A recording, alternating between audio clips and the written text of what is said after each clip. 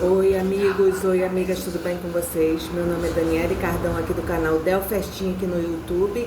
Estamos aqui hoje para mais um vídeo. Hoje eu vou falar sobre os 12 mitos e verdades sobre pessoas com autismo, tá? A fonte foi a Folha de São Paulo, tá? Então, foi um tweet por Antônio Luiz Moreira Bezerra, publicado em 8 de setembro de 2022. Cada vez mais pessoas recebem um diagnóstico, mas ainda há muitas dúvidas sobre o transtorno do espectro autista. Hoje a gente vai falar sobre os 12 mitos e verdades sobre pessoas com autismo. O aumento de diagnósticos de TEA ampliou o interesse sobre autismo. Se em 1992 o CDC, o Centro de Controle e Prevenção de Doenças americano, estimava a prevalência do transtorno de uma pessoa a cada 150 crianças, em 2018 a proporção chegou de uma criança com um transtorno em cada 44 crianças. E esse número continua a subir a cada ano, né? Para especialistas, a alta está relacionada a aspectos como mudança nos critérios de diagnóstico e a profissionais capacitados. Vincula-se ainda a famílias mais bem informadas. Embora ainda existam muitas dúvidas sobre o transtorno, caracterizado por déficits persistentes da comunicação e na interação social, bem como em padrões restritos e repetitivos de comportamento, interesses e atividades. Para responder a 12 questões acerca dos mitos e verdades sobre o autismo, a Folha de São Paulo, como eu falei no início do vídeo, conversou com Carlos Taqueiruti, neurologista pediátrico do Hospital Sabará e do Instituto Pense, Pesquisa e Ensino em Saúde Infantil, Daniela Bordini, psiquiatra e coordenadora do TEAM, TEAMM, Centro Especializado em TEA, da Unifesp, Universidade Federal de São Paulo, e Carla Maria Nunes Ribeiro, psiquiatra e professora da UFES, Universidade Federal de Sergipe. TEA, e aí, TEA é uma doença? A resposta é que é um mito. Entende-se que pessoas com TEA têm um funcionamento cerebral diferente, e na psiquiatria ele é considerado um transtorno do neurodesenvolvimento. Quando falamos em doença, estamos tratando de algo com causa reconhecida específica. No TEA, a causa é multifatorial, vai desde os aspectos genéticos até questões neurológicas e ambientais, afirma Carla Ribeiro. Segunda pergunta: o diagnóstico de TEA deve ser dado por um médico? A resposta é sim, verdade. Profissionais como psicólogos e fonoaudiólogos podem suspeitar do transtorno e encaminhar para um neurologista ou psiquiatra, que fecha o diagnóstico. A terceira: mais crianças vêm sendo diagnosticadas com o transtorno. Verdade. O DSM-5, Manual Diagnóstico e Estatístico de Transtornos Mentais de Associação Americana de Psiquiatria, trouxe critérios de diagnóstico diferentes. Além disso, os médicos estão sendo muito bem treinados e as famílias têm mais acesso à informação. Não é uma moda, é um problema de saúde pública e um problema de saúde grave, porque é um paciente para o resto da vida, diz Carlo Taqueiruti. Segundo Daniela Bordini, nunca se falou tanto sobre autismo, inclusive por meio de produções audiovisuais, e profissionais de saúde modificam seu olhar. Antes, pensávamos nos quadros clássicos e hoje temos uma noção do espectro mais ampliada. Temos diagnosticado pessoas com sintomatologia mais sutil que antes não eram englobadas. Próxima pergunta, a quarta, se eu não me engano, tá? Se eu errei aí, desculpa. Se a criança não olha nos olhos, é autista? Isso depende. Embora essa característica possa suscitar a suspeita do transtorno, ela não está presente em todos os casos. Precisamos de um conjunto de sintomas para fechar o diagnóstico, ressalta Bordini. Quando uma pessoa chega perto de um bebê de 3 ou 4 meses, ele costuma olhar e retribuir com um sorriso.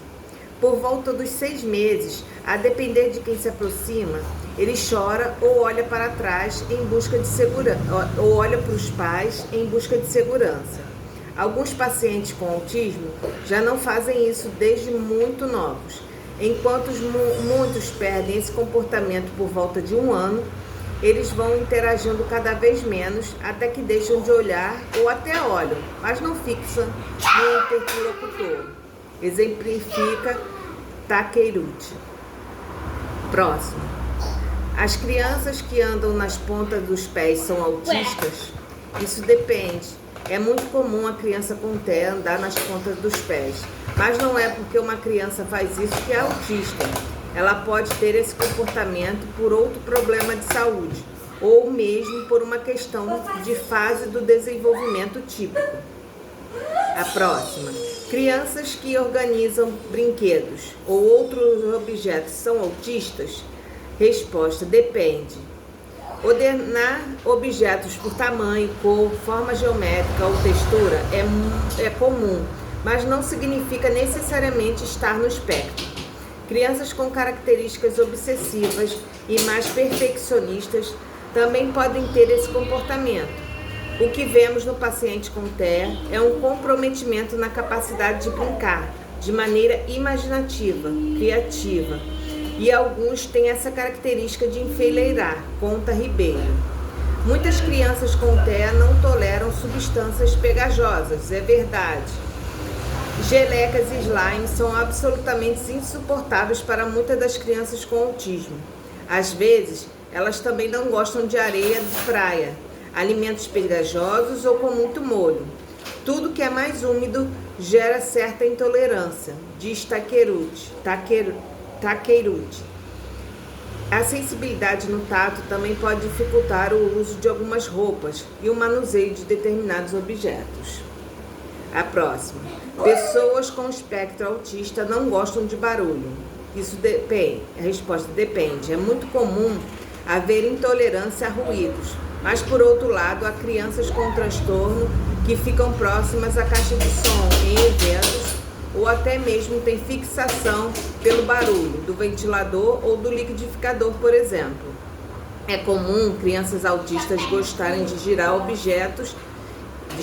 É a próxima. É comum crianças autistas gostarem de girar objetos e de se locomover pelo ambiente sem objetivo definido?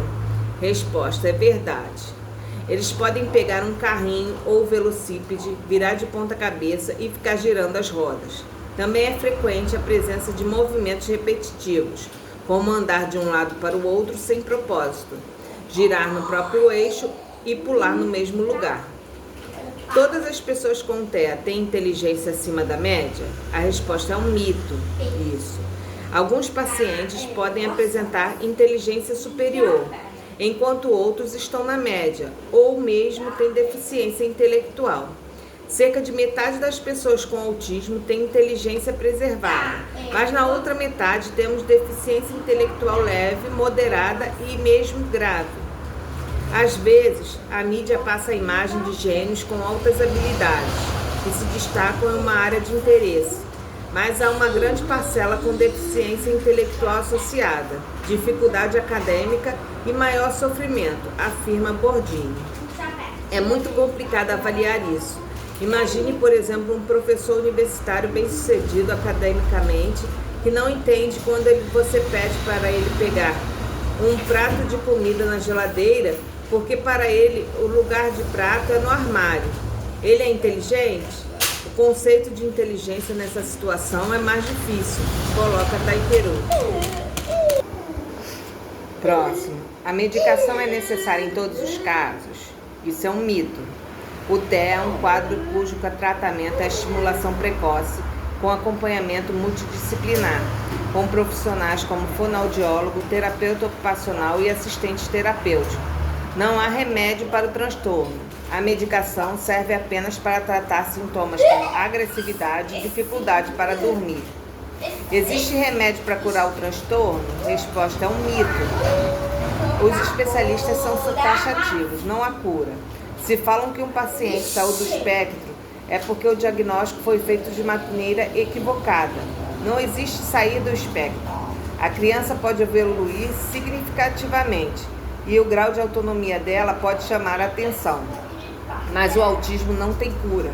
Temos que tomar cuidado com tratamentos milagrosos. Alerta Ribeiro. Então a fonte foi a Folha de São Paulo, edição site TV Assembleia. Muito obrigada por ter assistido até aqui. Fiquem com Deus e até o próximo vídeo. Beijos e tchau.